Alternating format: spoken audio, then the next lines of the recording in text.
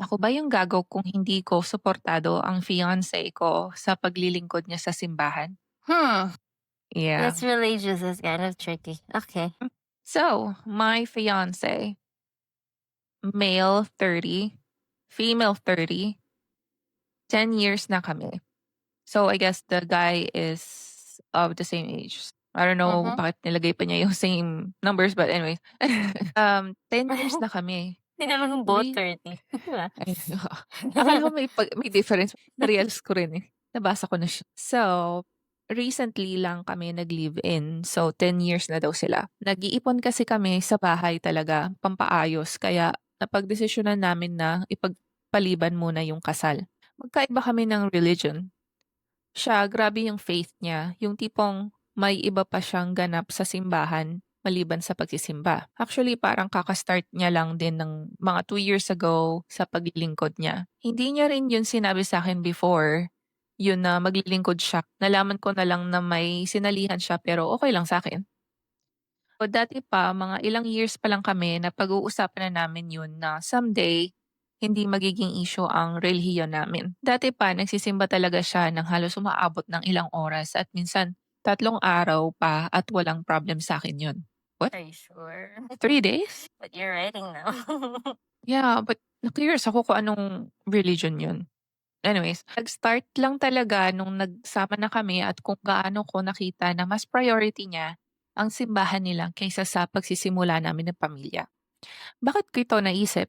Kasi yung faith niya lang talaga ang nasa isip niya. Bakit doon sa dati niyang simbahan pa, may malapit naman dito na simbahan, malapit sa bagong bahay namin. Naisip ko tuloy na hindi naman talaga paglilingkod sa Diyos ang ginagawa niya kundi paglilingkod sa simbahan. Naiiwan lang ako lagi dito sa mag-isa sa bahay namin na wala akong kakilala kasi medyo malayo to and I honestly feel so alone. Ngayon, parang sa tuwing magkasama kami, di ko alam pero ang lungkot ko. Sa tingin ko dahil sa paglilingkod niya sa simbahan, nakakalimutan na niya ako. Nafi-feel ko talaga na hindi na ako ang priority niya. Ilang beses ko na itong inopen up sa kanya kaso nagsha-shutdown lang siya. Ang naiisip niya, puro mali niya lang ang nakikita ko at dapat suportahan ko siya sa gusto niya dahil wala naman siyang ginagawang masama. Totoo naman, kaso kahapon galing siya sa duty niya sa simbahan. Ang ginawa niya pagdating is naglaro ng computer, which is lagi niyang ginagawa. Hindi ko na ma-feel yung connection at nalulungkot ako ng sobra pag nandyan siya kasi gusto ko magkaroon man lang ba siya ng initiative na kausapin man lang ako or makipag-bond sa'kin. Sa totoo lang, hindi ko nga rin alam kung tungkol pa ba 'to sa relihiyon niya. Pero dito talaga nag-ugat yung lahat, eh. Nakokonsensya na ako kasi parang feeling ko sagabal ako sa faith niya at the same time, dahil 'pag nandiyan siya parang ang lungkot ko. Excited naman ako 'pag uuwi na siya pero 'pag nandiyan na siya ang lungkot ko na. Ako ba yung gago if hindi ko siya nasusuportahan ng buo sa paglilingkod sa simbahan dahil feeling ko napapabayaan na niya relasyon namin. TLDR, 10 years na kami ng fiancé ko at recently lang kami nag-live-in. Simula nun, mas naramdaman kong mas priority niya ang simbahan kesa sa relasyon namin. Lagi siyang wala sa luma pa niyang church kahit may malapit na sa amin. Naiwan ako mag-isa sa bahay, feeling ko hindi na akong priority. Kapag sinasabi ko, nagsha-shutdown lang siya, sobrang lungkot ko na. So there. I think her feelings are valid. Yeah. It's not really gago for me. Yeah, If me too. magkaiba kasi talaga kayo ng pananaw sa religion, it's gonna eat you up in the relationship. Pag hindi kayo synced in that area.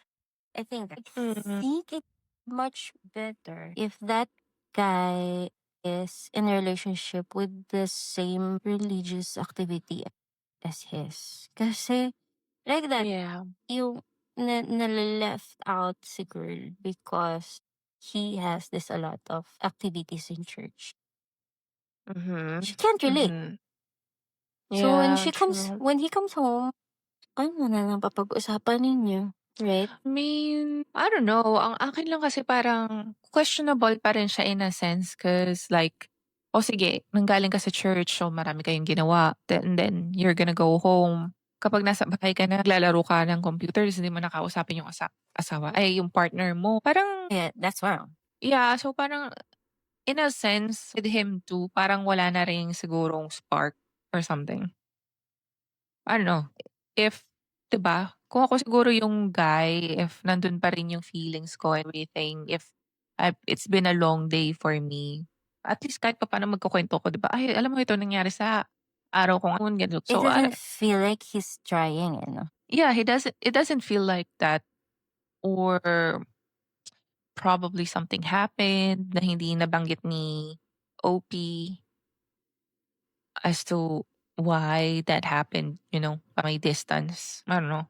I think it's important 'cause meron akong nakitang TikTok that they're just very I think that just today, earlier today. Paano mo malalaman if it's time for you to leave the relationship? And the story was that yung guy, kahit na nagagalit si girl, lagi silang nag-aaway. At the end of the Mm, day, nagli-leave pa rin siya ng food for the girl. No? mhm, And then mhm. one time, after their long relationship, he just suddenly stopped doing that. So it means he stopped caring. So I think if that is something that Ate felt in this relationship, because it does seem like religion is much more important to him, and that when he comes in at home at the end of the day, he just plays his games, right? Yeah, Doesn't feel like he cares anymore. that's true. Kasi naranasan ko rin yun, eh. Sisimba pa tayo sa Victory Church. So nung kasi hinahabol ko yung favorite pastor ko nung lumipat siya from BGC to, Pioneer. Wala ng Robinsons Pioneer, yun giniba na siya. I don't know. Ayun, nung lumipat siya dun, since gustong-gusto ko nga siyang pastor, dun na rin ako nag-iba. So, I mean, I can relate dun sa guy. Iba talaga, eh, For 'pag having passion. yeah, na kahit na alam mo yun, may malapit naman dun sa kanila ta's nagte-travel pa siya. So, in that way, nage-gets ko siya. Pero tapos the second priority is to, play games, computer game, and not talk. So, dun yung questionable Maybe so, it's the end of the caring already. maybe. So, let's see the comments. I don't think she's gago there. Yeah, I don't think so too. So yun, says here, one comment says, "Di ka gago, don't get married. Baka mamaya need pala mag-convert ka bago kayo ikasal. Priority ka dapat niya and second lang ang religion or whatever. Pag-isipan mo mabuti at walang divorce sa Pinas. 10 years is shorter than forever. Huwag manghinayang." Mhm, There's a little true. bit wrong with that comment. I mean, Pag-isipan mo mabuti walang when you say divorce or what? ano, it's as if Oh. you're saying that your priority is not God, that your priority should be your relationship. So it's different though. If it's Mm, just about the church, mm, then I think you mm. should prioritize your relationship more.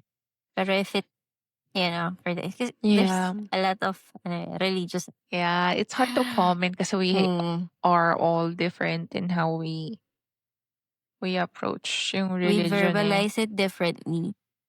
Yeah, Mm. true. So another one says here, "Di ka gago, baka ibang church yung malapit sa inyo or baka di niya gusto ang sermon or homily." Probably just like me or kung ano mang tawag nila dun kaya dun siya sa dating church na bumabalik. Gaano ba kayo kalayo ang church niyo from your home at gaano ba kabigat ang role niya? Magkaiba din kami ng religion ng fiance ko and in a week, 2 times naman siya nag-a-attend sa church nila. Okey lang sa'kin kaysa bisyo ang inaatupag. Ito na lang iniisip ko saka 'di naman siya maghapon na nawawala at walang paramdam.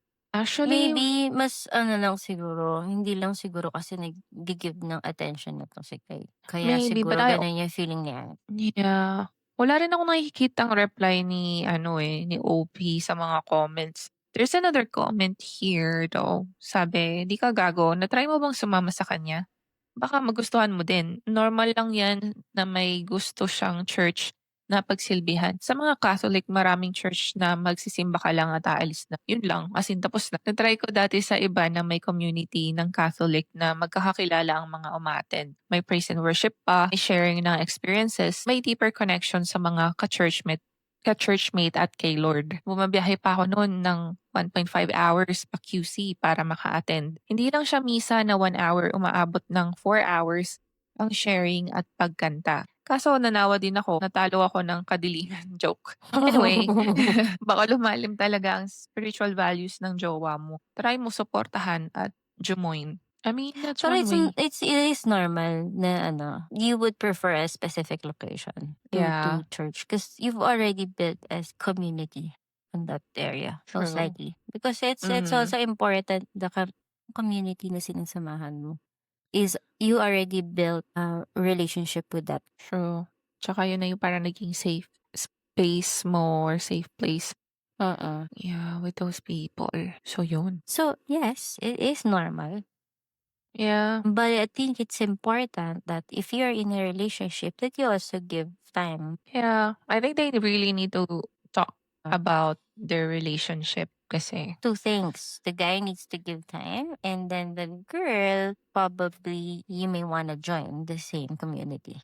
Yeah, or initiate. I think there's one thing here na parang she was I don't know where it is. Pero she was saying na naghintay siya na kakausapin siya. So, I don't know how the dynamic is pag nasa bahay or maybe si ate hindi siya nag-initiate Hindi confrontational sa ate. o yung mga ganun. Pero, Maybe. yeah, You know, kailangan nila hilahin mo lang mag-communicate. si guy. Sabihin mo, can I talk to you for a minute? Yeah, There's just something I want to voice out. yeah, Don't true. make it sound like something is in danger. Yeah, Para, or ano, pagalit ka agad, no? wag mo nang pagalit. You can just talk very calmly about it. Yeah, true. So, yun.